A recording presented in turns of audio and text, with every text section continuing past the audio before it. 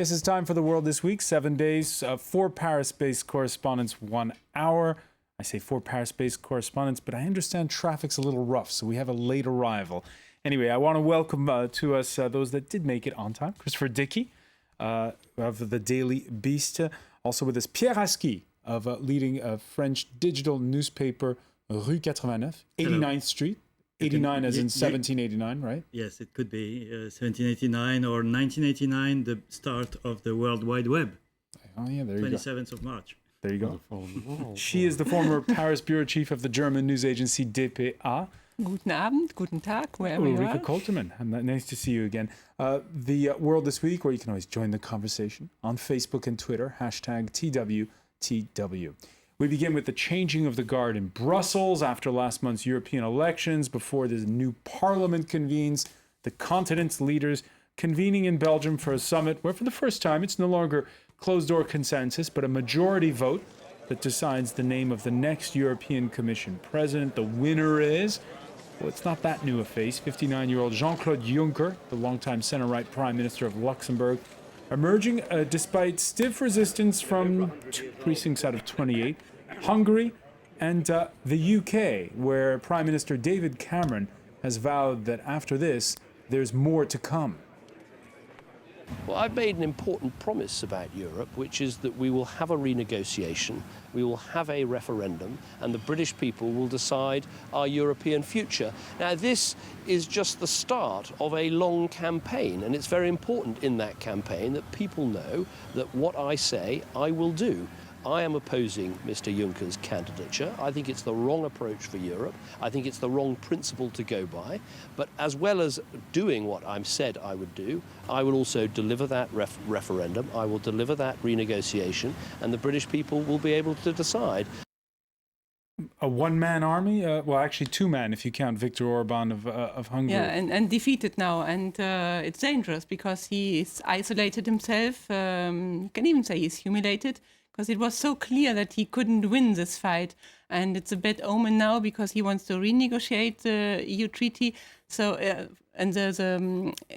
it's more difficult now because there's an opposition. It wasn't necessary to try until the very last end to fight against Juncker when it was so clear that he will become the new president, because otherwise the credibility of the European Parliament would have been badly damaged. So, but did he have a choice? But it's when you look at how well the Eurosceptic UKIP party fared in those European elections.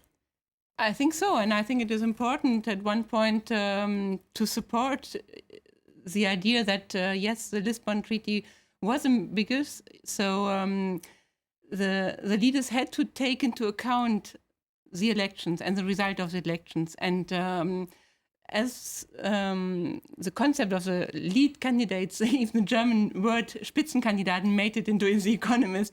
So it was more and more clear that the lead candidate of the winning party would be the next president. So at one point, he should have accepted it. We just heard the remarks there by Cameron. There's going to be renegotiation, he says, of Britain's deal in Europe. And then there's going to be a referendum in 2017. Admittedly after the next general election, it's a long time away, yes. But still, an in-out referendum on whether or not Britain should stay in the EU. Will you say that this Friday, as a lot of editorials have suggested, goes down as the day where Cameron has locked Britain's fate into perhaps one day leaving Europe? It's a clear possibility. I mean, a lot of people have used this phrase Brexit, British exit, and say that today made it a little bit more likely. The problem is that David Cameron has decided that he would fight on UKIP's terms. That means being critical, bashing Brussels and the new leader of the Commission, which is exactly what the UKIP is doing, and therefore. It's like in France with the National Front. If you want to fight on their terms, they are winning, and it seems possible, or if not likely, that in the UK it's going to be the same. That UKIP's credibility will be enhanced by what Britain did today. So, what should Cameron's strategy have been? I think he should have defended the fact that this was democracy.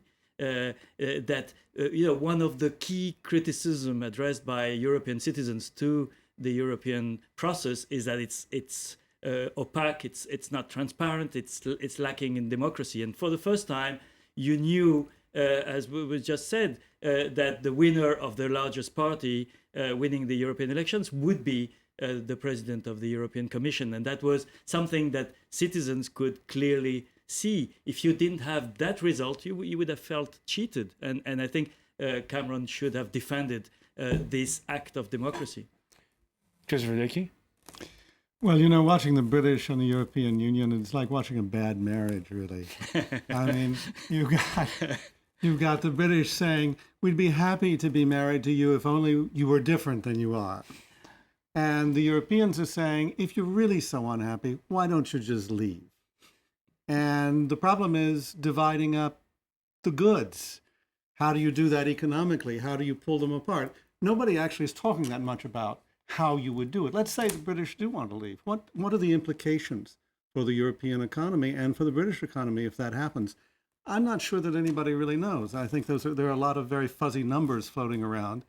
But Cameron has boxed himself in, as you suggested, with these remarks today. And I think you're right. I wish he had taken the democratic approach. But he is jumping on board the UKIP bandwagon, the Front National bandwagon, the whole anti-European wave of sentiment that's rising in Europe. And I guess he thinks that that'll work for him. But I think ultimately, I think Britain will pull out of the European Union. This, of course, despite remarks by the Finnish Prime Minister, Alexander Stubb, whose wife is British, said, I think in the United Kingdom, some people need to wake up and smell the coffee. The European Union is a very good thing for the United Kingdom. You really think, though, they're going to leave, that the Britain is leaving? I think the way things are going, Even though the Chancellor Angela Merkel... the Eurozone's biggest financial market, ironically enough, is in London. Well, that's true. It's very hard to it's like a bad marriage. It's very hard to disentangle all the assets. It's very hard to know how to divide it up and how things continue to function after that. Should we be paying alimony to Britain? I mean, is that what we're talking about? Thatcher would have asked for it. I think they certainly will ask for it. You're clearly underestimating Angela Merkel. If she decides that she does not want Britain to leave the EU, she will succeed. Yeah. And she has clearly said so. I would put my money on Britain not leaving the EU, because I think in the end, the economic interest of Britain is still with the European continent, although then why do we the have UK this is not in the endless Eurozone. debate? Why this endless debate about it? I think you're right. Because Britain is an island. Well, and because there are times when politics defy logic.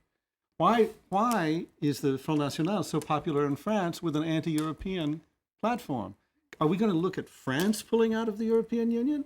I don't think so, but I'm not positive that it won't happen, because there is this rising anti-European sentiment in Europe. And I think it's not just a question of whether Britain pulls out. It's a question of whether the European Union is going to survive in the face of so much resentment and hostility.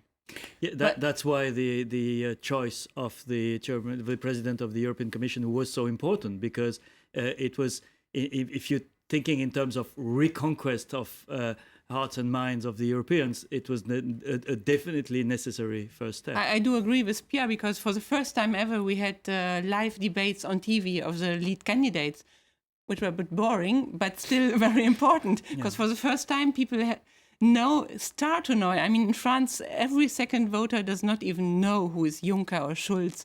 But at least at the beginning, it becomes more and more democratic. So even Juncker might not be the best choice for the job. Even himself might not think... Are you saying that half the voters do know who they are? I'm not sure that's true. You can see it in a very optimistic way. No, but it's important. It's a step forward. It's more democratic, and the parliament gets more power. That was intended by the Lisbon Treaty. So it's they're on the right track. I watched the debate between the leading candidates.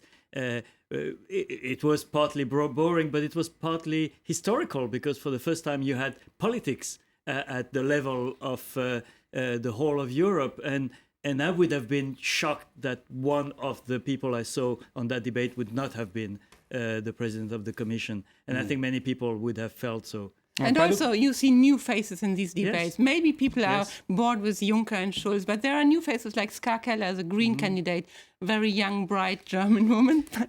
So it's important that people revelation of see the- that it's not only old men in... All right, trying to stir a bit more passion for Europe and for its marriages. Italy, by the way, takes over the EU's rotating presidency July 1st. And if you want a fresh face that's Europhile, look no further than its 39-year-old center-left Prime Minister, Matteo Renzi, coming off an historic win in European elections. Renzi, Europhile, well, Europhile up to a point.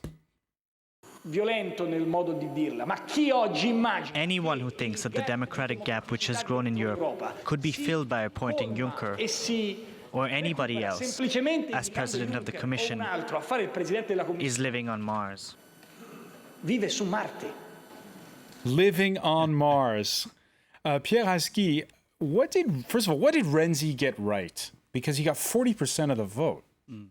Well, he looks different from every other leader in Europe, including François Hollande and even David Cameron, who could be the same generation and same profile. I think Renzi has this energy that we miss in France, that you feel that someone is leading you somewhere. Maybe it's not the right place, but at least it's going somewhere. And I think that's what's been missing in Italy for a long time with Berlusconi. And that's what's missing in European countries and globally in Europe. Chris Verdicchi, when you see what happened in Italy, do you say to yourself that it's not a fatality that the Eurosceptics keep growing at each election, that it is possible for a Europhile to convince voters? Maybe, but I think what really is relevant is what Pierre's talking about. It's a new face. I think that people want a change. People feel that the European project and the politicians who've been involved with it have been around forever. And right now, people don't feel prosperous. They feel threatened by economic uncertainties, by immigration, by all kinds of things that are going on. And they're listening to the same old explanations from the same old people.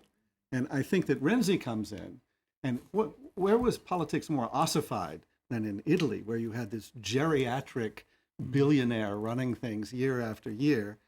And all of a sudden, Renzi comes along. He seems young, he's sharp, he's charismatic. He doesn't even have very much experience. But then that happened in the United States with the current president, too. He comes in and he has the qualities that people say represent change, even if they don't know what the change is. And I think that's why he did very well. All right, the other big change we're going to see is, again, the rise of a lot of Eurosceptic parties, and they're going to start to take their seats next week in the European Parliament. A big surprise, though, this week, Ulrike Koltermann, Marine Le Pen and the French far right unable to form a voting bloc in the European Parliament. Did that surprise you? Well, I think it's good news because they have less money and so they have less influence, and people who want to destroy the EU from the inside, I think they shouldn't get money from the EU to do this job at all. But then we also, when we talk about Euroscepticism, we should look at the national context. It's not only against Europe. Europe becomes a scapegoat, but people who vote for these extremist parties, much more often they vote in a national context. And in France, it was so clear that people are so disappointed by the government of Hollande that you have to take into account that people have to vote for someone to protest against the current government, and then they turn to But you remember that press conference at the end of May where she sits there with the head of Italy's Northern League, with Geert Wilders of the Netherlands. She was the star of the show, and now she doesn't have a voting bloc. But it's not even very much surprising because all these parties who wanted to form a coalition, in their heart, they are all nationalists. So they have all a very egoistic approach. So it's very difficult for them to form a coalition. And then there are even hardliners who are anti-Semitic and who you couldn't integrate them. So in a way, it's good news for Europe that it didn't happen. I think the important thing to understand about Marine Le Pen is she doesn't give a damn about the European Parliament or the bloc there. She wants to be president of France. And if she's allied with those lunatics in the European Parliament, even people like Geert Wilders, certainly if she were ever hooked up with the lunatic Hungarians, any of those groups, it's going to do nothing but hurt her. But there was the money. The money, yes, the money is great, but the most important thing that came out of the municipal and the European elections was building a grassroots organization for the Front National. That's what she was doing, and that's what she's got now. Yeah. And the idea for her now is to spend the next 2 years building her national constituency in France. First, she has to get rid of her father. Well, that's happening.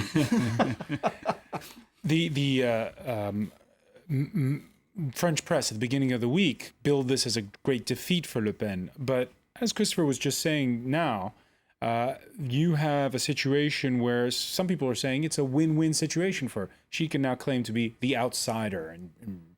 No, I think she had given herself this goal of building a group in the European Parliament, and she failed to build this coalition. So it's clearly a defeat. It's not a major defeat, but it will deprive her of the money and the infrastructure that goes along with having a group. Not that it would have changed anything to the functioning of the European Parliament or European institutions at large, but for her, it was a status. She was going to be the leader of a European coalition. Today, she's nothing of that kind. It doesn't affect her standing in French public opinion, and it's based, as has been said, on other criteria. But certainly, I think it's a small defeat. All right, Paris traffic could not keep away Anne-Elisabeth Moutet. Many thanks for joining us, Anne-Elisabeth Moutet of the Sunday Telegraph. What do you think of this new look Europe now? Lots of new faces in the European Parliament, and Mr. Juncker there at the head of the European Commission. Yes, you know that the definition of clinical madness is try to do the same thing and expect different results. The new faces in the Parliament are the different results that, are the results that we got with the old-style Europe, and we have this entirely new, fresh and unknown face of Jean-Claude Juncker, and we're expecting different results. I have my doubts. All right. Same old faces. Same old faces, despite this democratic process that Pierre and Ulrika were talking about. Yeah, it's definitely old school, but still a step forward to more democracy. So how? Because the voters were respected. I mean, the European Parliament gets more power, which is important. It's. In this instance, the Spitzenkandidat sticks in my I'm gullet. glad that you all learned German now. That sticks in my gullet still. I mean, he's not chosen, and I don't think. Voters voted for him. I mean, there were no. They did not vote for him specifically. I have a worry about this. No, but as we said before you arrived, there was this debate with all the heads of lists, European lists. If one of them had not become the president of the European Commission, it would have been felt as another breach in a kind of political contract that is not written. It's not fundamental, but I think if once again there was going to be disappointment, it would have been a bad sign. When we come back, we'll take the long view on Europe, the very long view, and see how in 2014 we can draw lessons from what happened in Sarajevo a century ago.